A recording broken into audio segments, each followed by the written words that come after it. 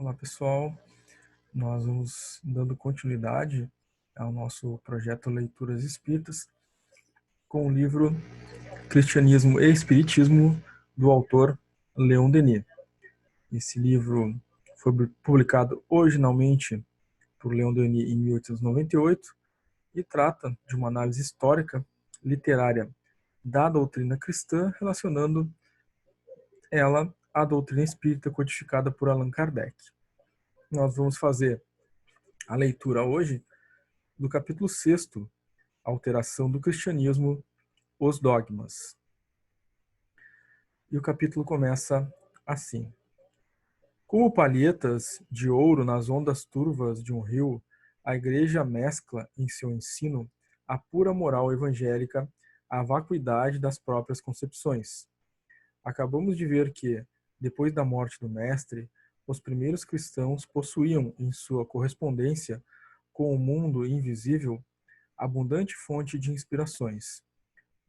Utilizavam-se abertamente, mas as instruções dos espíritos nem sempre estavam em harmonia com as opiniões do sacerdócio nascente, que, se nessas relações achavam amparo, nelas muitas vezes encontrava também uma crítica severa e às vezes mesmo uma condenação. Pôde ver-se no livro do padre de Longueval como, à medida que se constitui a obra dogmática da Igreja, nos primeiros séculos, os espíritos afastam-se pouco a pouco dos cristãos ortodoxos, para inspirar os que eram então designados sob o nome de heresiarcas. Montanus diz também o abade Fleury.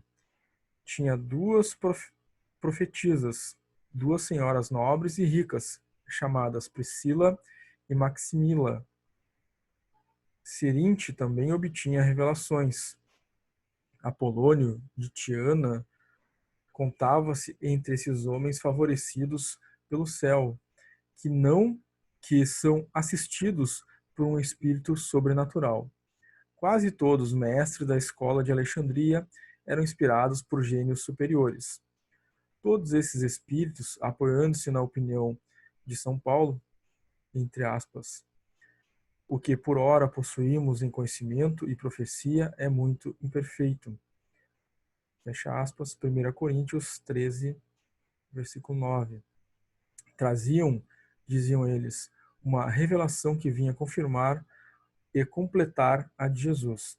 Desde o século III afirmavam que os dogmas impostos pela Igreja como um desafio à razão não eram mais que um obscurecimento do pensamento do Cristo. Combatiam o fausto já excessivo e escandaloso dos bispos, insurgindo-se energicamente contra o que a seus olhos era uma corrupção de moral. Combatiam essa oposição crescente, tornava-se intolerável aos olhos da Igreja.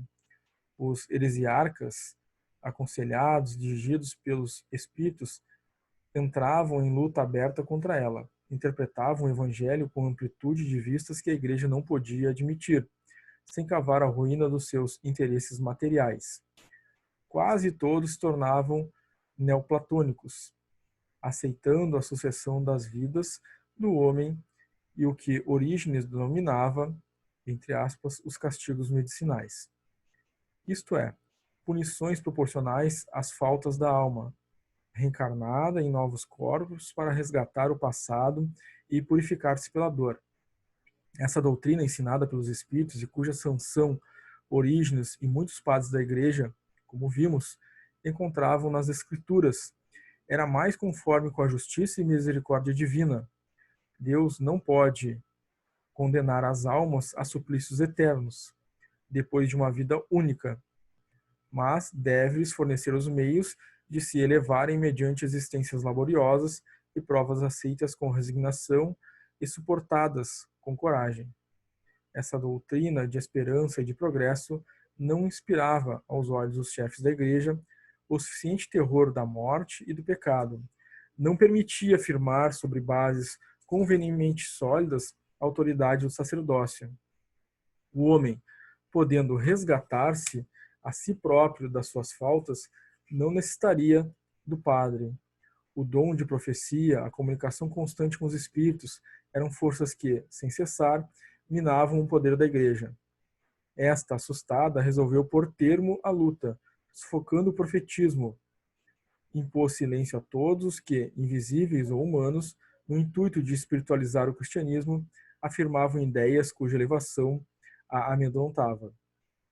Depois de ter, durante 3 séculos, reconhecido no dom da profecia ou da mediunidade acessível a todos, conforme a promessa dos apóstolos, um soberano meio de elucidar os problemas religiosos e fortificar a fé, a Igreja chegou a declarar que tudo o que provinha dessa fonte não era mais que pura ilusão ou obra do demônio. Ela se declarou, do alto da sua autoridade, a única profecia viva, a única revelação perpétua e permanente. Tudo o que dela não provinha foi condenado, amaldiçoado. Todo esse lado grandioso do Evangelho, de que temos falado, toda a obra dos profetas que o completava e esclarecia, foi recalcado para a sombra. Não se tratou mais dos espíritos, nem da elevação dos seres na escala das existências e dos mundos, nem do resgate das faltas cometidas, nem dos progressos efetuados e trabalhos realizados através do infinito dos espaços e do tempo. Perderam-se de vista todos os ensinos, a tal ponto se esqueceu a verdadeira natureza dos dons da profecia, que os modernos comentadores das Escrituras dizem que a profecia era o dom de explicar aos fiéis os mistérios da religião. Os profetas eram, a seu ver, o bispo e o padre que julgavam pelo dom do discernimento e as regras da Escritura, se o que fora dito provinha do Espírito de Deus ou do Espírito do demônio. Contradição absoluta com a opinião dos primeiros cristãos, que nos profetas vinham inspirados, não de Deus, mas dos Espíritos, como diz São João na passagem de sua primeira epístola, 4 e 1, já citadas. O momento ter-se-ia podido acreditar que, aliada ao descortinos profundos dos filósofos de Alexandria, a doutrina de Jesus ia prevalecer sobre as tendências do misticismo judeu-cristão e lançar a humanidade na ampla via do progresso, a fonte das altas inspirações espirituais. Mas os homens desinteressados, que amavam a verdade pela verdade, não eram bastante numerosos nos concílios.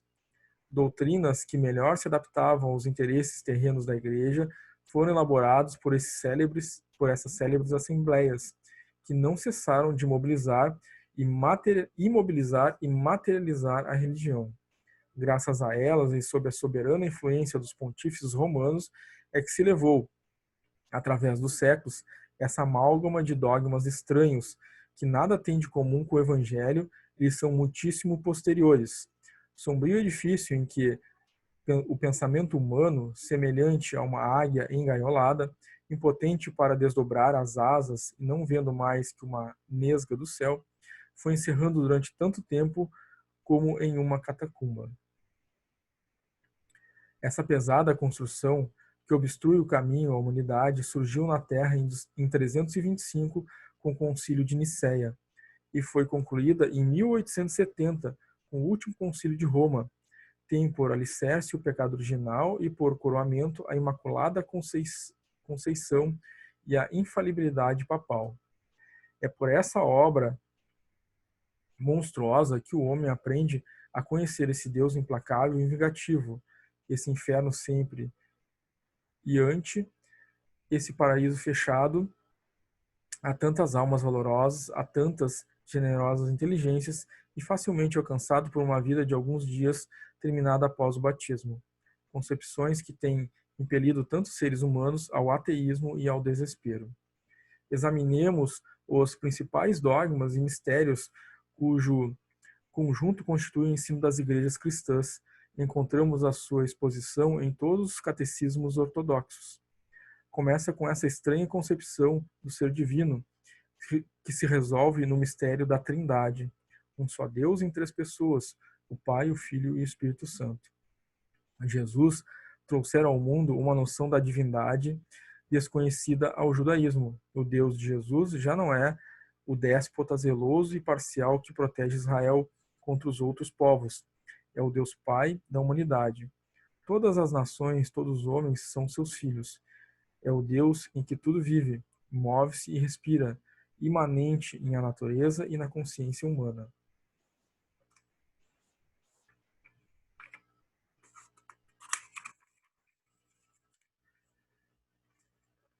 Para o mundo pagão, como para os judeus, essa noção de Deus encerrava toda uma revolução moral.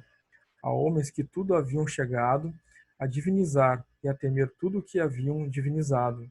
A doutrina de Jesus revelava a existência de um só Deus, Criador e Pai, por quem todos os homens são irmãos e em cujo nome eles se devem afeição e assistência. Ela tornava possível a comunhão com esse Pai, pela união fraternal dos membros da família humana. Franqueava a todos o caminho da perfeição pelo amor ao próximo e pela dedicação à humanidade. Essa doutrina, simples e grande ao mesmo tempo, devia elevar o espírito humano a alturas admiráveis, até o foco divino, cuja irradiação todo homem pode sentir dentro de si mesmo. Como foi essa ideia simples e pura, que podia regenerar o mundo transformada ao ponto de se tornar irreconhecível? É o resultado das paixões e dos interesses materiais que entraram em jogo no mundo cristão depois da morte de Jesus. A noção da Trindade, colhida numa lenda hindu, que era a expressão de um símbolo, veio obscurecer e desnaturar essa alta ideia de Deus.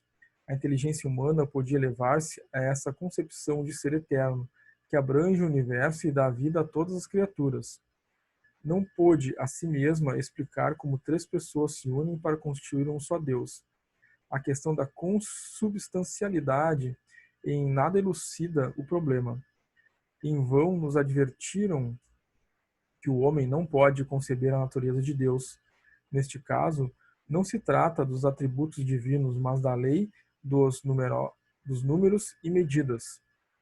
Lei que tudo regula no universo, mesmo as relações que ligam a razão humana à razão suprema das coisas.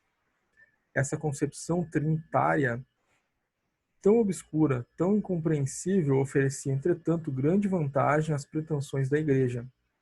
Permitia-lhe fazer de Jesus Cristo um Deus, conferia ao poderoso Espírito, a que ela chama seu fundador, um privilégio, uma autoridade, cujo esplendor sobre ela recaía e assegurava o seu poder. Nisso está o segredo de sua adoção pelo Concílio de Nicéia. As discussões e perturbações que suscitou essa questão agitaram os espíritos durante 3 séculos, e só vieram a cessar com a proscrição dos bispos arianos, ordenada pelo imperador Constâncio, e o banimento do Papa Líbero, que recusava sancionar a decisão do concílio.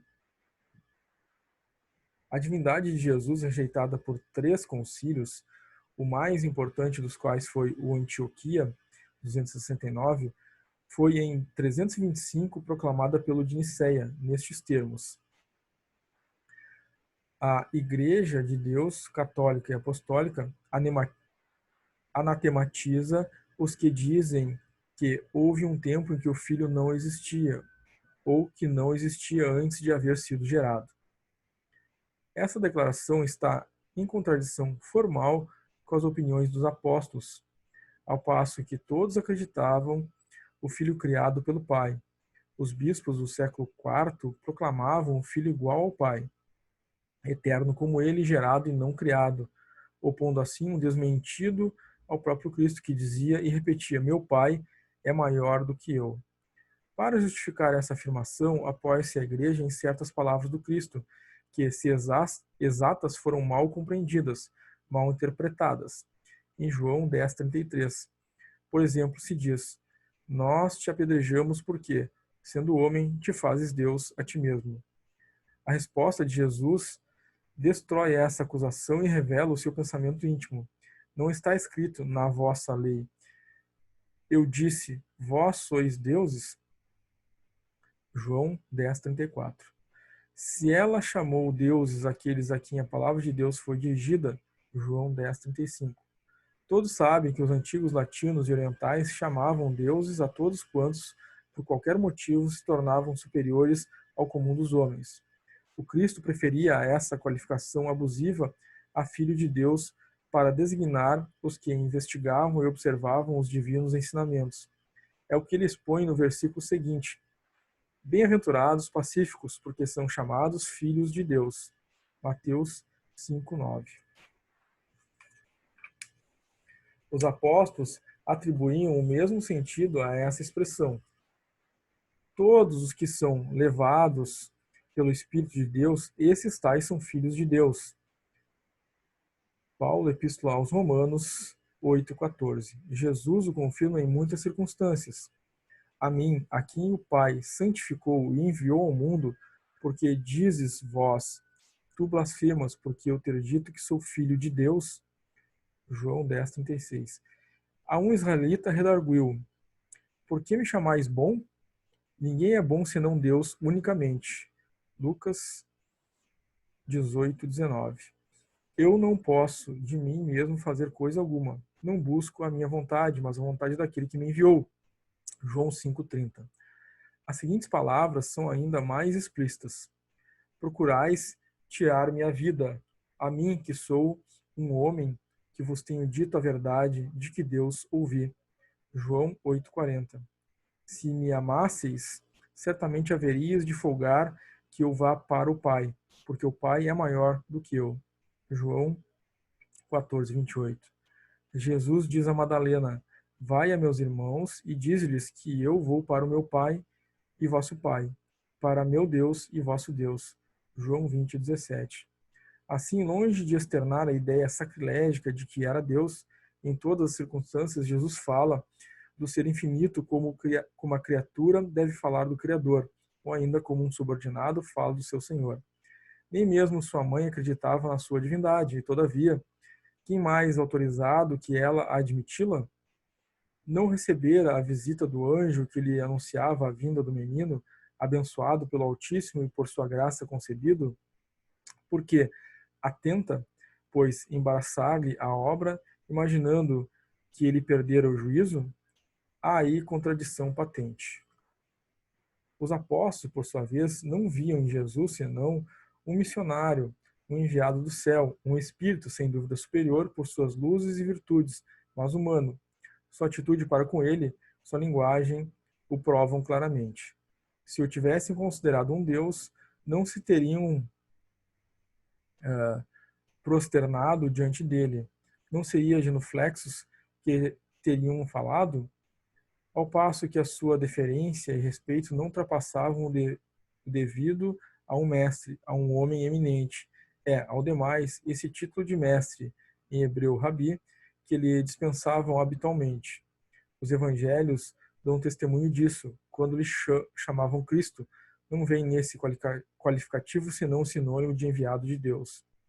Respondeu Pedro: Tu és o Cristo. Marcos 8:29. O pensamento dos apóstolos achava-se explicado, esclarecido, por certas passagens do Evangelho, dos Atos. 1:22. Pedro dirige-se à multidão. Varões israelitas, ouvi minhas palavras. Jesus Nazareno foi um varão, aprovado por Deus entre vós, com virtudes e prodígios e sinais que Deus obrou por ele e no meio de vós. Encontra-se o mesmo pensamento expresso em Lucas 24:19.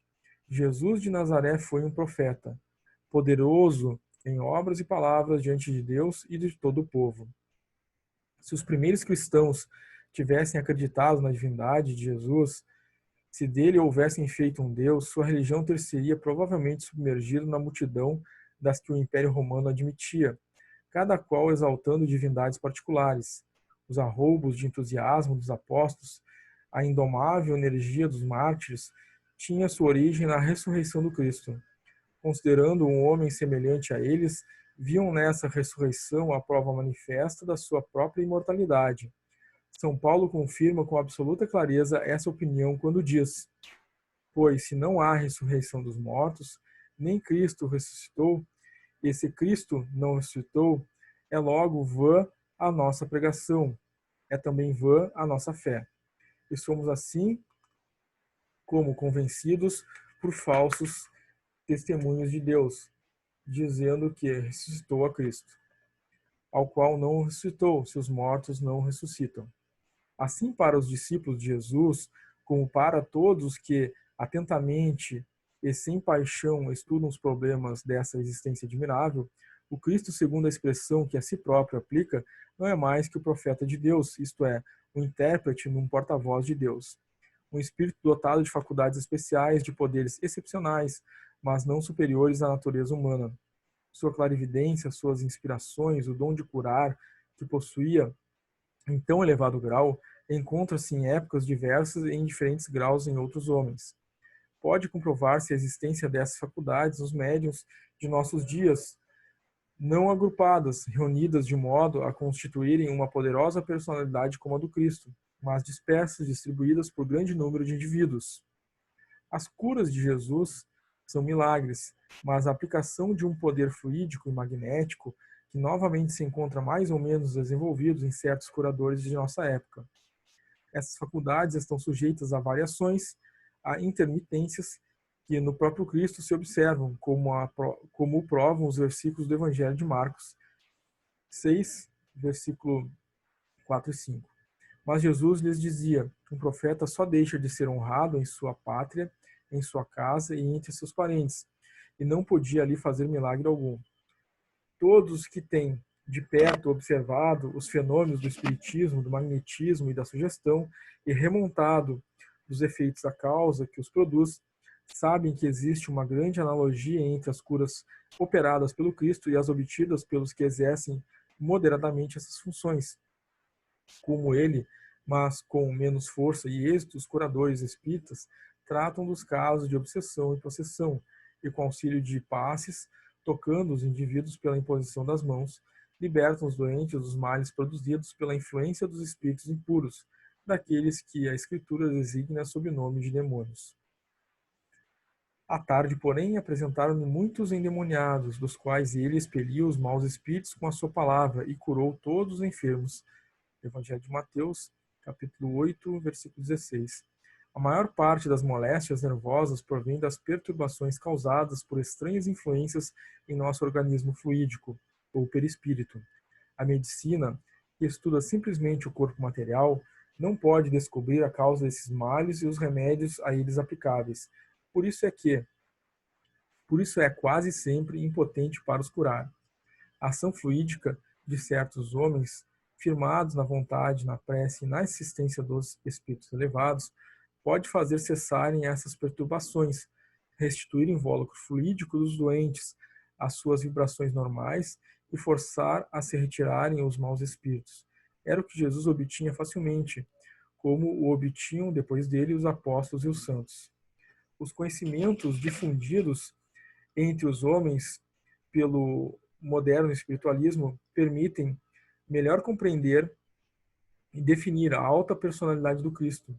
Jesus era um divino missionário dotado de poderosas faculdades, um médium incomparável. Ele próprio o afirma. Eu não falei de mim mesmo, mas o Pai que me enviou é o mesmo que me prescreveu o que devo dizer e o que devo falar. João capítulo 12, versículos 49. A todas as raças humanas, em todas as épocas da história, enviou Deus missionários, espíritos superiores chegados por seus esforços e merecimentos ao mais alto grau da hierarquia espiritual. Porém, podem acompanhar-se, através dos tempos, os sulcos de seus passos. Suas frontes dominam sobranceiras a multidão dos humanos que eles têm o encargo de dirigir para altitudes intelectuais. O céu os apercebeu para as lutas do pensamento. Dele receberam o poder e a intrepidez. Jesus é um desses divinos missionários e é de todos o maior, destituído da falsa auréola da divindade, mas imponente nos parece ele. Seu sofrimento, seus desfalecimentos, sua resignação deixam-nos quase insensíveis se oriundos de um Deus, mas tocam-nos, comovem-nos profundamente em um irmão. Jesus é de todos os filhos dos homens o mais digno de admiração. É extraordinário no Sermão da Montanha, em meio à turba dos humildes. É maior ainda no Calvário, quando a sombra da cruz se estende sobre o mundo na tarde do suplício. Nele vemos o homem que ascendeu à eminência final da evolução, e neste sentido é que se lhe pode chamar Deus, assim conciliando os apologistas da sua divindade com os que a negam. A humanidade e a divindade do Cristo representam os extremos de sua individualidade, como são para todo ser humano. Ao termo da nossa evolução, cada qual se tornará um Cristo, será um com o Pai e terá alcançado a condição divina. A passagem de Jesus pela terra, seus ensinamentos e exemplos deixaram traços indeléveis. Sua influência se estenderá pelos séculos vindouros. Ainda hoje ele preside os destinos do globo em que viveu, amou, sofreu. Governador espiritual deste planeta, veio com seu sacrifício encarreirá-lo para a senda do bem, e é sob sua direção oculta e com seu apoio que se opera essa nova revelação, que, sob o nome de moderno espiritualismo, vem restabelecer sua doutrina, restituir aos homens o sentimento dos próprios deveres, o conhecimento de sua natureza e dos seus destinos. Muito bem, gente. Então essa foi a leitura do capítulo 6º. Nosso próximo vídeo nós vamos ler o capítulo 7º, os dogmas, continuação, os sacramentos, o culto. Muito obrigado por nos acompanharem nesse projeto de leituras espíritas. Encerrando esse vídeo, então, com a leitura do 6º capítulo, desejamos a todos paz e bem.